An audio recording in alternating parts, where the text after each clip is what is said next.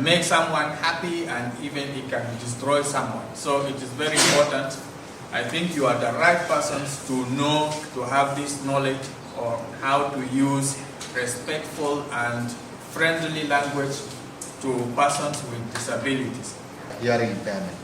Hearing impairment means someone who has problem of what? Of hearing, okay?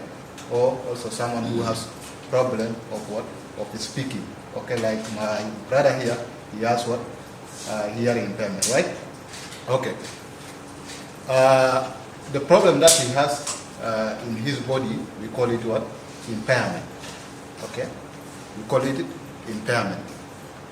Disability comes when he cannot able to communicate with you, with me, with anybody, okay? Currently, ISA is what? Facilitating a session regarding what? Disability and impairment, okay? Once the interpreter, we call this guy, we call the interpreter, okay? If he's not here, I think he cannot what? Get, Mr. Den cannot what? Get what ISA is what? Is telling us, right? Meaning that automatically he will have what? The person can have what? Disability, okay? But once the interpreter is interpreting and is getting what ISA is been telling us, automatically that person has what? He doesn't have what? He doesn't have any impairment. So, he doesn't have any disability. Meaning that the barrier here is that lacking of what? Sign language interpreter, okay? 2, I'm a person with a physical disability, right? Or physical impairment. And I'm using crutches. Once you remove my crutches or the device, once you take it away from me, I cannot able what? To move what? Freely, right? Which means that this device is the one I'm using is what? Supporting me to what? To move around, to go where I wanted. So once the devices or the crutches that I'm using, if it is not there, automatically I can have what? Disability, okay? So the devices that I'm using is supporting me to prevent me not to what? To face what? To face any barriers or to face any challenges. Thank you.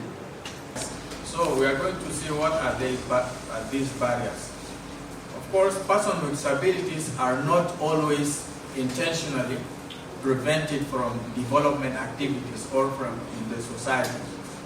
They are often unable to participate or to take part in community meetings or in development activities because of these barriers.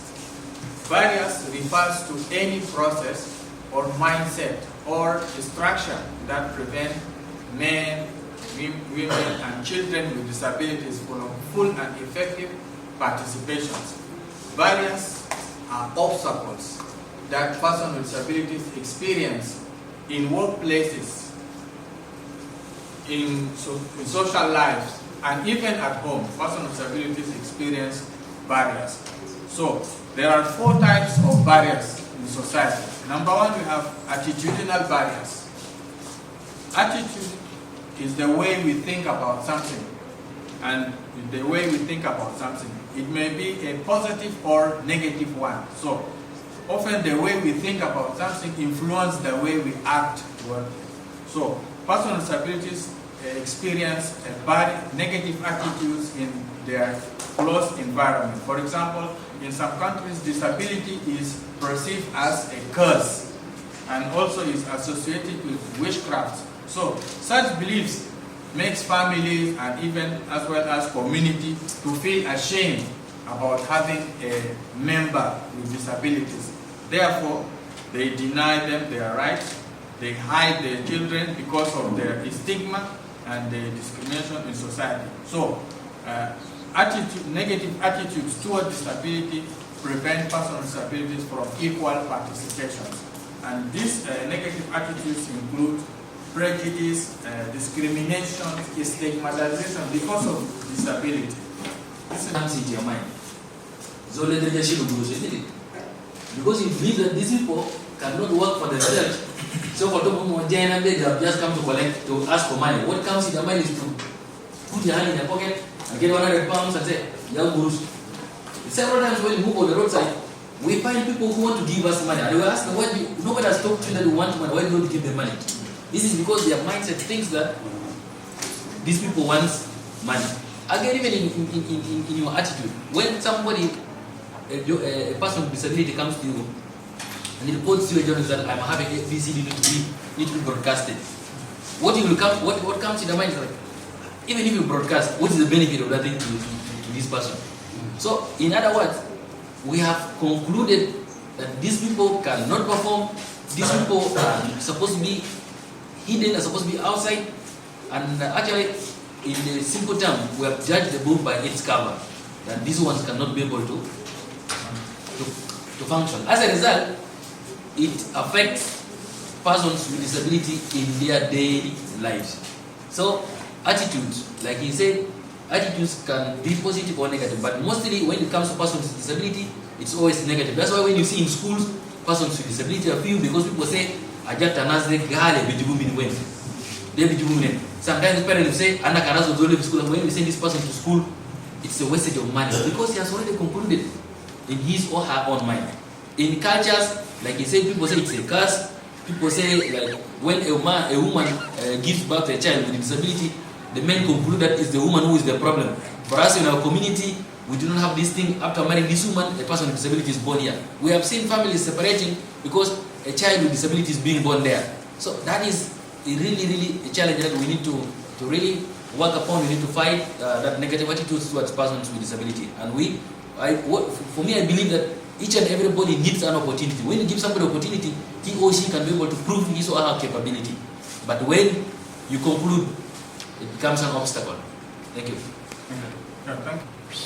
Sometimes actually, media owners, which is the center of media presence, are more rigid. And sometimes some of them are more harder than the government. But when we are reporting, we are looking at journalist editorial policy. So also the question comes is, to what level are media owners free? To level don't allow the media to play its role? Am I correct? I was in a... Okay. And how far? No. Oops. I think my answer is that Life for the World have a group of DIFs, the Disability Inclusion Facilitators. They are very rich in reaching out to so many and bringing so many of those issues to attention of the society. And I think for me, it's how we expose the DIFs to have the space of expressing and bringing experience of different fields, be it the health or education. And there are most of them who are really experienced and they have the capacity to demonstrate. For me, still is a question of, are we facilitating? How much are they investing into that? That's one.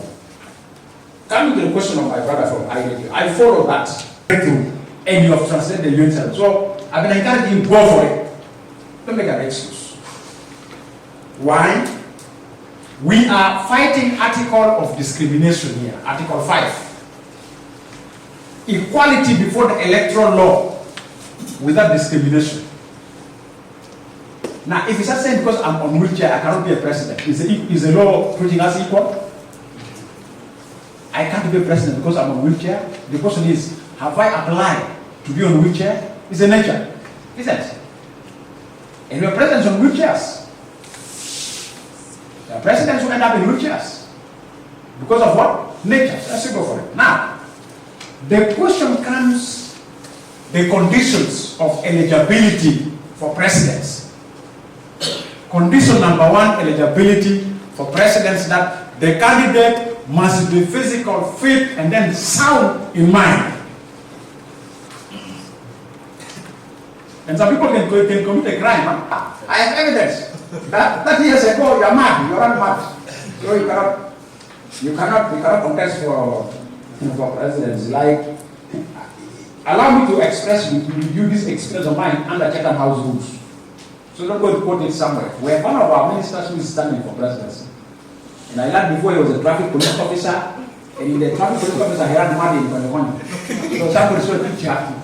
He's a mad person in California. How do you view the media? How do you guys here, even the DIFs, how do you view the media in the Republic of South Sudan? One thing that I view the media here in South Sudan is that the media does not concentrate so much on issues of persons with disabilities. As a result, they don't have customized journalists who report exactly on the issues facing persons with disability. That's according to me. But before I open the discussion, I want to thank some media fraternities, media houses. One is iRadio. Two, Sama FM, Bakita Radio. Because do you know why? In Sama, there are talk shows that are taking place for persons with disabilities. EBC is one of them, and EBC has a person with disability having what's called a sunrise, Juba sunrise, is it sunrise, right? City Review. So that means we are all coming up. In short, I can just say the media is getting up from the sleep, is waking up. Because those days, it was not easy for voice of persons with disability to be heard. But now, if we have 2, 3, 4, 5, 6 media being represented by persons with disabilities inside there, that makes it's a point. So for those media, let us clap hands for ourselves because we're seeing something taking place. Please.